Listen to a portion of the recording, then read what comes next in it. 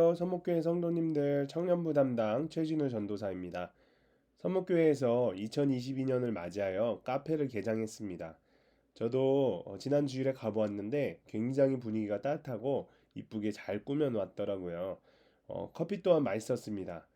예배 끝나고 잠시라도 들리셔서 성도들과 가벼운 티타임을 가지는 것은 어떨까요?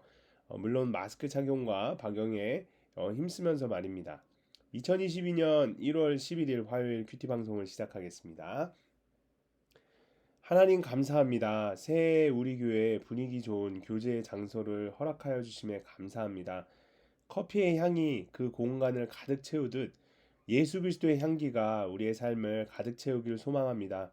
오늘도 말씀하여 주시옵소서. 듣겠습니다. 예수님의 이름으로 기도합니다. 아멘.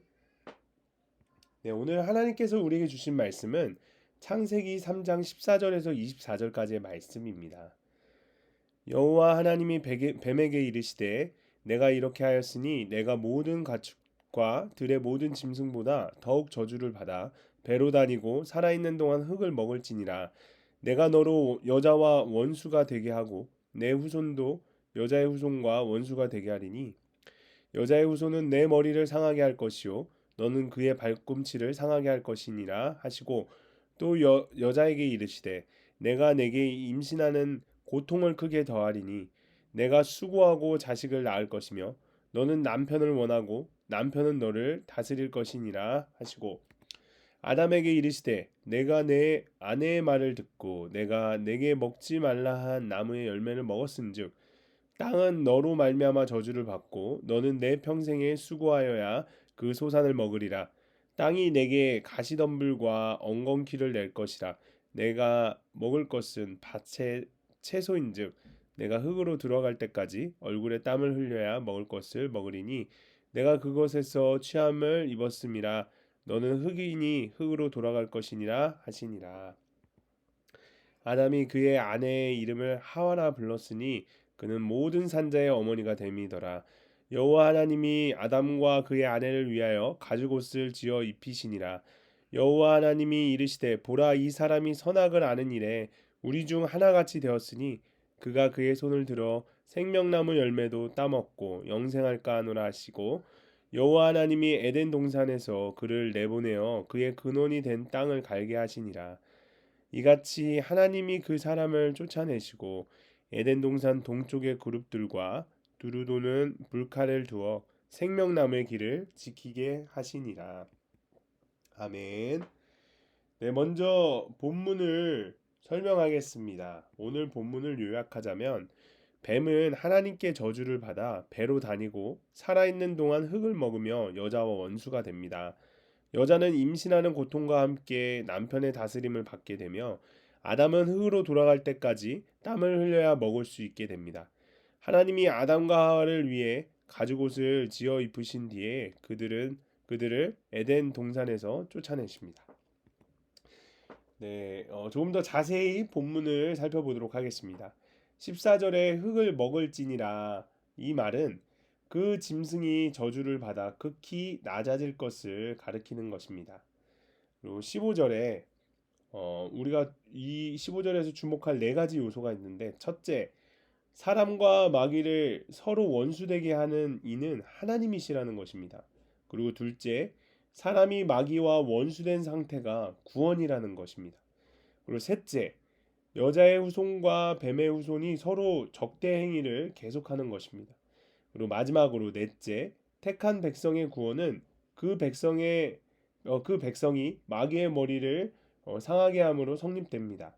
이 약속을 주신 하나님은 반드시 여인의 후손들 중에 택한 백성을 대표할 후손, 즉 메시아가 나실 것을 생각하신 것입니다. 17절에서 18절입니다.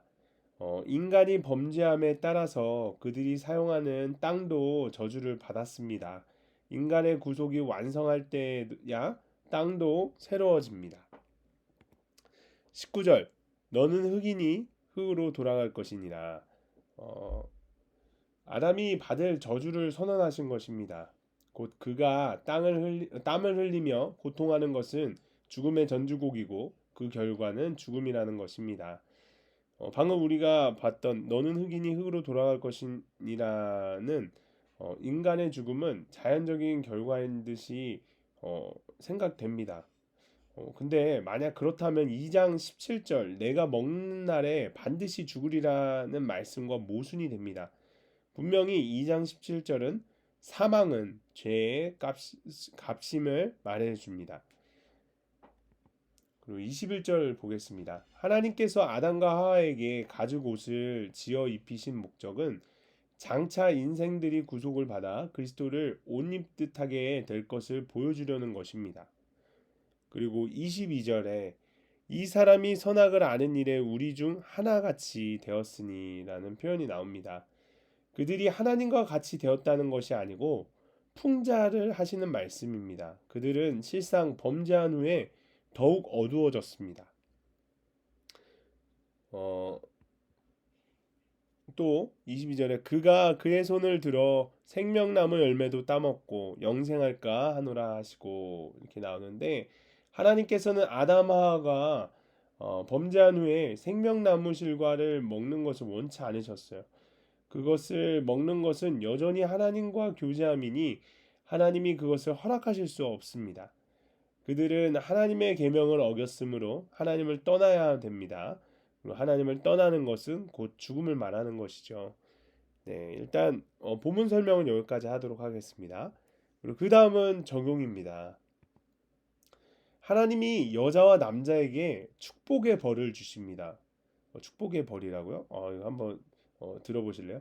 여자는 고통 가운데 수고하여 자녀를 낳게 됩니다. 또한 남편을 지배하기를 원하지만 오히려 남편에게 예속되어 다스림을 받게 하십니다.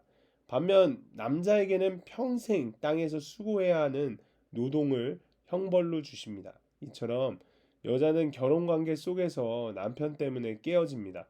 힘든 결혼 생활에서 아이를 낳고 남편을 사모하고 그의 다스림에 복종할 때 형벌이 축복으로 바뀝니다. 그리고 남자는 일과 직장 문제가 가장 큰 고난이 됩니다. 그 고난으로 깨어져 하나님을 찾음으로써 다른 사람을 살릴 수 있습니다. 이렇게 형벌이 축복으로 바뀌어 사람을 살리는 사명으로까지 나아가게 되는 것입니다. 해상과 사모함의 고통,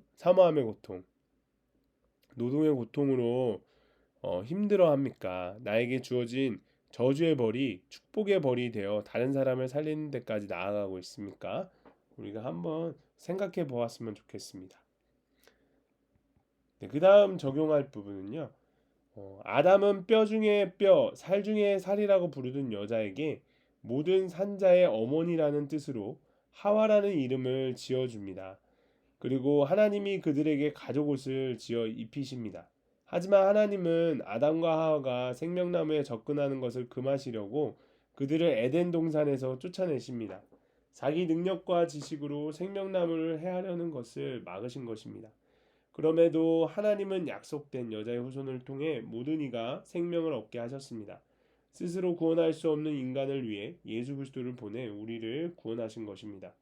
일과 결혼 생활, 자녀 고난을 통하여 영적 자녀를 낳는 것이 인생 최고의 목표임을 알게 될 때 하나님은 나의 수치를 가려 주십니다.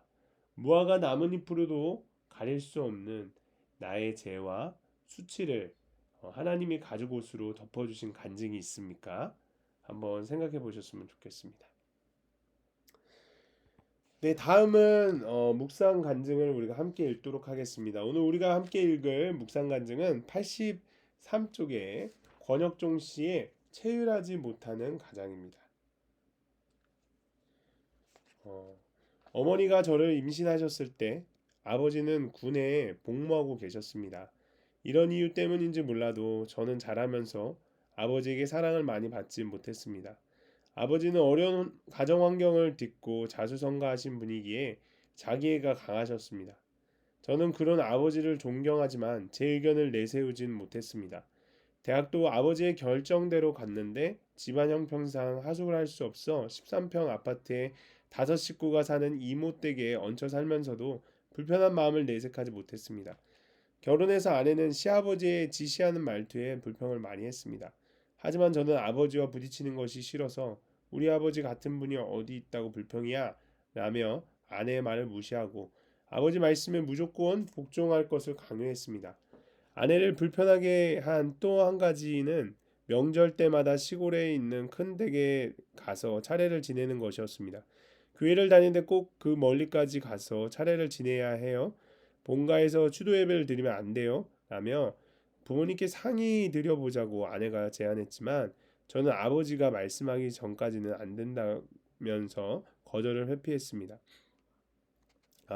했습니다. 그런데 실상은 아버지의 뜻을 존중해서라기보다 아버지와 부딪히는 게 싫어서 회피한 것이었습니다. 이렇게 아버지에게 사랑을 많이 받지 못했다는 아쉬움과 불편한 마음이 있다 보니 저는 늘 다른 사람에게 무관심했고 특히 큰아들에게 애정으로 대하기보다 스스로 알아서 하겠지 하면서 무관심하게 대했습니다. 그러다가 몇 년 전에 제가 회사에서 해외 주재원으로 파견을 가게 되어 대학생이 된 큰아들만 한국에 남았던 적이 있습니다. 큰아들은 전화할 때마다 할아버지가 요구하시는 게 너무 많아 힘들어요. 대학 생활에 적응하기도 바쁜데 할아버지 때문에 너무 스트레스 받아요 라며 하소연했습니다. 저는 그런 아이의 마음을 체휼해 주기보다 할아버지가 하시는 말씀이 맞아 라며 아버지를 두둔했습니다. 그 바람에 큰 아들이 펑펑 울기도 했습니다. 그때 받은 상처로 큰 아들은 지금까지 할아버지를 아예 피하고 교회도 떠나 있습니다. 아들이 이렇게 된 것은 아내와 아들을 체휼하지 못하고 삶으로 믿음의 본을 보여주지 못한 저 때문입니다. 하나님이 아담에게 너는 내 평생에 수고하여야 그 소산을 먹으리라고 하시는데 현재 저는 실직의 때를 보내고 있습니다. 대신 하나님이 제게 내가 문제 부모임을 인정하고 집에서 가족을 섬기는 수고를 하여 아들을 믿음의 자녀로 세우라고 하시는 것 같습니다. 어떤 일을 만나더라도 하나님이 약속하신 여자의 후손을 통해서만 생명을 얻게 됨을 굳게 믿고 영적 자녀를 낳는 일에 힘쓰기를 기도합니다. 라고 하시면서 이렇게 적용하셨습니다. 큰아들에게 혈기를 내지 않고 부드럽게 대하겠습니다. 할아버지에 대한 큰아들의 마음이 풀어지도록 기도하겠습니다. 네, 여러분들도 묵상 간증을 적어보시고 주위의 분들과 나눠보셨으면 좋겠습니다. 네, 그러면 오늘 큐티 방송을 마치겠습니다. 하나님 아버지 세상에서 잘 될 것이라는 기복의 메시지에 미혹되어 심판 같은 사건을 경험하고 나서야 제가 져야 할 십자가를 외면하려고 했음을 깨달았습니다.